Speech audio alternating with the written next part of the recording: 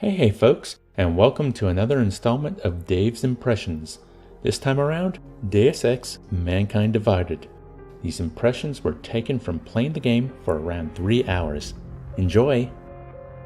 I feel the need to apologize before this impressions video starts. My thoughts on Mankind Divided are mostly negative due to technical problems. I'm going to be complaining a lot more than I would like.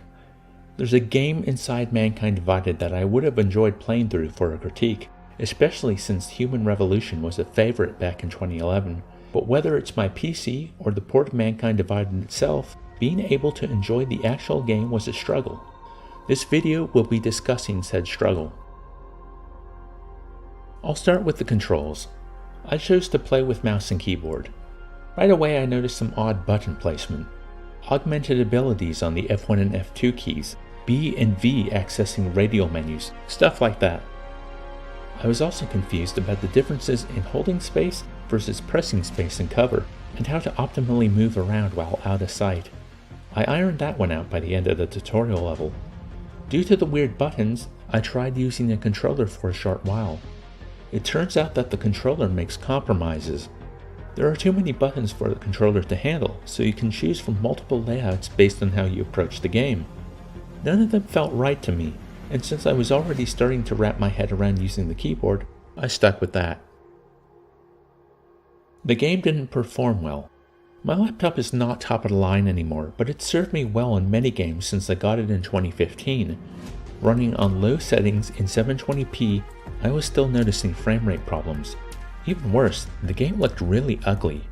It made me think about the draw of AAA games, how my expectation was for something to blow me away visually and keep me entertained, even if the gameplay and writing is compromised.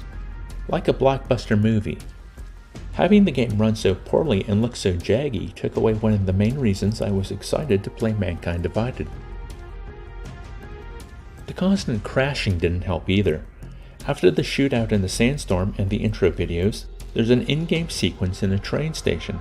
It's non-skippable, and the game kept crashing at random points of this cutscene. I worked out a solution and got past that point, but then the game crashed upon loading. Later on, it crashed in a conversation with a character I was talking to for a side quest. The crashes were bad enough, but I had to deal with the loading each time I booted the game back up. It's not an exaggeration to say we're talking 3 to 5 minute loading screens. The same when using the subway traveling to a new location. It feels like I didn't get as far as I would have liked to in the game because of the crashing and the loading screens. At the very least, it means my trust in the game being able to run properly was shattered, and halted my investment in the story and its world. Was I the only one that got a City 17 vibe from Prague? I mean, both are set in Eastern Europe, but the oppression of the citizens by the police took me back to Half-Life 2 as well.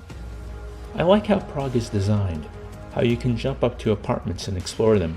There are alleyways, nooks and crannies, and plenty of areas that are off limits. You can access them, just don't get caught. Speaking of getting caught, Jensen's augmentations are great for stealth. Not only can you silence your legs, but the invisibility cloak is imperative for getting by security cameras and through motion wires. The battery limitation means that every move has to be planned out, at least during this early stage before visiting the repair shop. There's a sense of power already, and I imagine that only escalates when battery use is no longer such a concern. If so, it might make the game less interesting. I like the writing of the characters, making decisions and planning out an approach. I like that there was a point in the side quest I was following where I thought to myself, I might not be able to do this now. I'll continue on with the main story and come back to it. Of course that meant another long subway ride. I like Jensen helping people.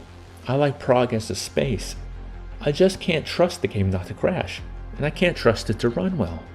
I don't like waiting around for it to load. Maybe after my next PC upgrade I can come back and play this, having it look great and run well. But I'm skeptical.